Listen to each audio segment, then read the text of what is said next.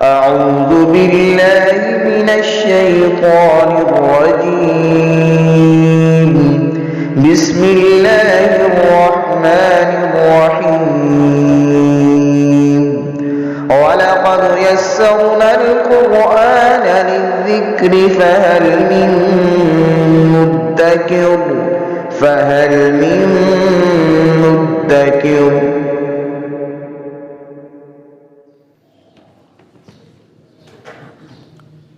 بسم اللہ الرحمن الرحیم. سورہ بقرہ کی 158 نمبر آیہ مقدسہ ہے. اعوذ باللہ من الشیطان الرجیم. بسم اللہ الرحمن الرحیم. ان الصفا والمروة من شعائر اللہ فمن حج البیت او اعتمر فلا جناح علیہ ان یطوف بہما ومن تطوع خیرا فإن اللہ شاکر علیم. اس آیہ مقدسہ میں صفا اور مروہ کے حوالے سے بیان کیا جا رہا ہے. اللہ تبارک و تعالیٰ نے ان مقدس پہاڑیوں کو اپنی نشانیاں قرار دیا ہے. یہ اس مالک کی دی ہوئی فضیلت ہے کہ بعض اوقات کسی جگہ کو فضیلت حاصل ہوتی ہے، وقت کو فضیلت حاصل ہوتی ہے، شخصیات کو اللہ تعالیٰ فضیلت عطا فرماتا ہے. یہاں صفا اور مروہ کو اللہ نے اپنے شعائر میں سے قرار دیا. یہ شعیرہ کی جمع ہے جس کا مطلب ہے نشانی. اللہ تبارک و تعالیٰ کی خاص مہربانی ان دو پہاڑیوں پر ہوئی. بزرگ فرماتے ہیں کہ صفا اور مروہ ان دو پہاڑیوں کو فضیلت کس وجہ سے ملی ہے. تو ظاہری طور پر کوئی ایسی بات تو نظر نہیں آتی. ہاں ایک بات ہے کہ ان پہاڑیوں کا تعلق اللہ کے نیک بندوں کے ساتھ ہے. حضرت اسماعیل علیہ السلام کو جب حضرت مائی ہاجرہ نے وہاں پر لٹایا اور پانی کی تلاش میں صفا اور مروہ کی طرف انہوں نے چکر لگائے تو اللہ تبارک و تعالیٰ نے صفا اور مروہ کو اپنی نشانیاں بنا لیا اور صفا اور مروہ کے درمیان سعی کو، چکر لگانے کو اللہ تبارک و تعالیٰ نے ضروری قرار دے دیا. تو عمرہ کرنے والے طواف کرتے ہیں، پھر اس کے بعد صفا اور مروہ کے درمیان سعی کرتے ہیں. اسی طرح حج کرنے والے. تو اللہ تعالیٰ نے یہ مہربانی فرمائی. ان الصفا والمروۃ من شعائر اللہ. بلا شبہ صفا اور مروہ اللہ کی نشانیوں میں سے ہیں.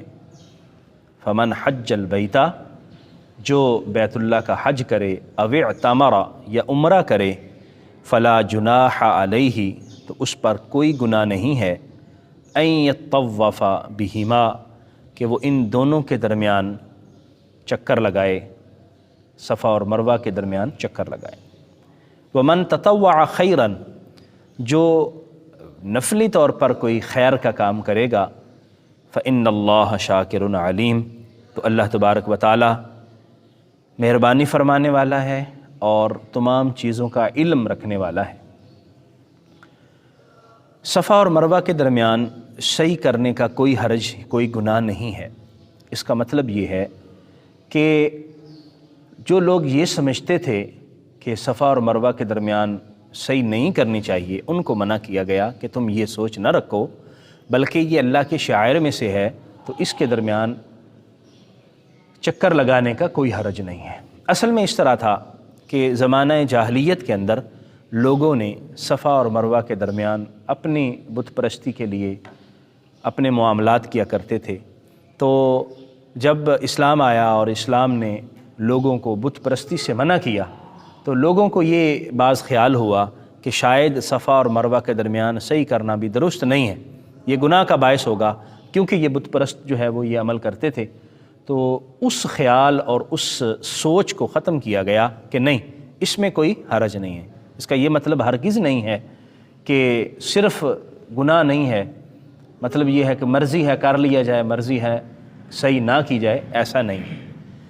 صحیح جو ہے وہ واجبات میں سے ہے اس لیے اس کا کرنا ضروری ہے۔ تو گناہ نہ ہونے کا مطلب یہ ہے کہ جو گناہ سمجھتے تھے وہ یہ نہ سمجھیں، بلکہ اللہ تبارک و تعالیٰ کی خاص نشانیاں ہیں، اور ان کے درمیان صحیح کرنا صفا اور مروہ کے درمیان یہ گناہ کا باعث نہیں ہے، بلکہ اللہ کے قرب کا باعث ہے اور نیکیوں کا باعث ہے۔ ان الذین یکتمون ما انزلنا من البینات، بے شک وہ لوگ جو چھپاتے ہیں ان چیزوں کو جو ہم نے نازل کی، من البینات واضح نشانیوں میں سے، جو واضح نشانیاں واضح آیات مقدسہ ہم نے نازل کی اور وہ ان کو چھپاتے ہیں، والہدا اور ہدایت کو، من بعد ما بیناہ للناس بعد اس کے کہ ہم نے کھول کر لوگوں کے لیے بیان کر دی، فی الکتاب کتاب میں، یعنی وہ لوگ جو اللہ تبارک و تعالیٰ کی واضح نشانیاں اور ہدایت نازل ہونے کے بعد اس کو چھپا لیتے ہیں، اور اللہ تبارک و تعالیٰ نے اس کو واضح طور پر بیان بھی فرما دیا ہے، یہ وہ لوگ ہیں اولئک یلعنہم اللہ، اللہ تعالیٰ جن پر لعنت فرماتا ہے، وَيَلْعَنُهُمُ اللَّاعِنُونَ اور لعنت کرنے والے بھی ان پر لعنت فرماتے ہیں۔ ہم پیچھے کئی مرتبہ پڑھ آئے ہیں کہ نبی کریم صلی اللہ علیہ وسلم کی بہت ساری صفات اور حضور کی آمد کے متعلقہ بہت ساری آیات تورات میں موجود تھیں، اور اسی طرح انجیل کے اندر بھی بہت ساری آیات موجود، لیکن یہود و نصارہ نے حضور علیہ الصلاۃ کی ان صفات کو اور بشارات کو چھپا لیا۔ حدیث مبارکہ میں آتا ہے کہ حضرت معاذ بن جبل اور دیگر صحابہ نے پوچھا یہود سے، بتائیے کہ کیا نبی کریم صلی اللہ علیہ وسلم کی صفات تورات میں نازل ہوئی ہیں؟ تو انہوں نے چھپا لیا اور جھوٹ سے کام لیا کہ ایسا کچھ بھی نازل نہیں ہوا۔ تو اللہ تعالیٰ نے یہاں ارشاد فرمایا کہ اللہ تعالیٰ کی طرف سے تو واضح طور پر چیزیں آ چکی تھیں، ہدایت بھی اللہ کی طرف سے واضح تھی، حضور صلی اللہ علیہ وسلم کی آمد اور حضور علیہ الصلاۃ کے نبی برحق اور آخر الزمان نبی ہونے کے متعلق واضح آیات اللہ تعالیٰ نے نازل فرمائیں، اور جو اس واضح ہو جانے کے بعد ان آیات کی وضاحت کے بعد ان کو چھپا لیتا ہے اور ظاہر نہیں کرتا، وہ اللہ تعالیٰ کی رحمت سے دور ہے، یعنی اللہ نے ان پر لعنت فرمائی۔ تو لعنت کا مطلب کیا ہوتا ہے؟ اللہ کی رحمت سے دور ہو جانا۔ تو وہ لوگ اللہ تعالیٰ کی رحمت کے مستحق نہیں ہیں، بلکہ اللہ کی رحمت سے دور ہیں۔ اللہ کی بھی ان پر لعنت ہے اور فرشتوں کی بھی ان پر لعنت ہے، اور جس جگہ سے ان کے لیے کوئی خیر کی بات ہو سکتی ہے وہاں سے ان کے لیے خیر کی کوئی بات نہیں ہوگی، بلکہ شر اور لعنت کی بات ہوگی۔ ان آیات مقدسہ سے ہمیں یہ سبق ملتا ہے کہ اللہ تبارک و تعالیٰ نے کچھ چیزوں کو اپنی خاص مہربانی سے نوازتے ہوئے اپنی نشانیاں قرار دیا۔ تو مفسرین فرماتے ہیں کہ صفا اور مروہ یہ دو پہاڑیاں ہیں، یہ اللہ کی نشانیاں ہیں۔ نشانیاں کیوں بنی ہیں؟ کیونکہ حضرت مائی ہاجرہ حضرت اسماعیل علیہ السلام کے لیے وہاں چکر لگاتی رہیں اور پانی کی تلاش کرتی۔ جب وہ نشانیاں ہیں، پہاڑیاں جو بے جان پہاڑیاں ہیں، وہ نشانیاں ہیں اللہ تعالیٰ کی، تو اللہ تعالیٰ کے نیک بندے اللہ تعالیٰ کی کیسی نشانیاں ہوں گی؟ یعنی اللہ کے نیک بندے بھی اللہ تعالیٰ کے شاعر کہلاتے ہیں۔ تو قرآن مجید کے اندر دوسرے مقامات پر قربانی والے جانور کو بھی اللہ کی نشانی قرار دیا گیا، یعنی یہ جانور، یہ پہاڑیاں، یہ اللہ کی نشانیاں ہیں۔ تو اللہ کے نیک بندے، اولیاء، اللہ کے انبیاء، وہ اللہ تعالیٰ کی بدرجہ اولا نشانی ہیں۔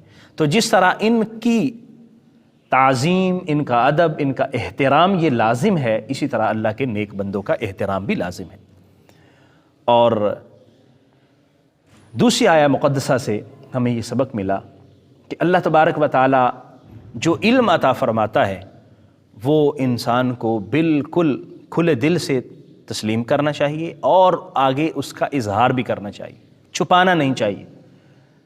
کسی کی فضیلت اللہ نے عطا فرمائی، کسی کی فضیلت اللہ نے بیان فرمائی، تو اس کو چھپانا یہ کفار کا کام ہے، یہ یہود کا کام ہے، نصارہ کا کام ہے، یہ اہل ایمان کا کام نہیں ہو سکتا۔ اور وہ لوگ جو ایسا عمل کرتے ہیں اللہ تعالیٰ کو پسند نہیں ہے۔ نبی کریم صلی اللہ علیہ وآلہ وسلم نے علم کو چھپانے کی سختی سے ممانعت فرمائی ہے، بلکہ فرمایا کہ جو علم کو جان بوجھ کر چھپاتا ہے اللہ تبارک و تعالیٰ اسے جہنم کی سزا عطا کرے گا۔ تو علم کو چھپانے کی غلطی انسان کو نہیں کرنی چاہیے۔ نبی کریم صلی اللہ علیہ وسلم کی فضیلت اللہ تعالیٰ نے قرآن مجید کے اندر کھول کھول کے بیان کی ہے۔ نبی رحمت صلی اللہ علیہ وآلہ وسلم کی احادیث مقدسہ میں حضور کے فضائل بہت بیان ہوئے، اسی طرح اولیاء کرام کے فضائل بیان ہوئے۔ تو ایسا نہ ہو کہ جب حضور کی فضیلت کی باری آئے تو ہم خاموش ہو جائیں، حضور کے معجزات کی باری آئے، حضور کے کمالات کی باری آئے تو ہم سر نیچے کر لیں اور عبادات اور ریاضات اور دیگر چیزوں کو بیان کرتے رہیں۔ تو ویسی عبادات اور ریاضات اللہ تعالیٰ کو پسند ہی نہیں ہے۔ نبی کریم صلی اللہ علیہ وسلم کے فضائل اور کمالات جس شخص کو ہضم نہیں ہوتے اس کے ایمان کی کوئی بھی گارنٹی نہیں ہے اور نہ ہی اس کا ایمان موجود ہے۔ اللہ کریم ہمیں سمجھنے کی اور عمل کی توفیق عطا فرمائے۔ آمین۔ وآخر دعوایا ان الحمد للہ رب العالمین۔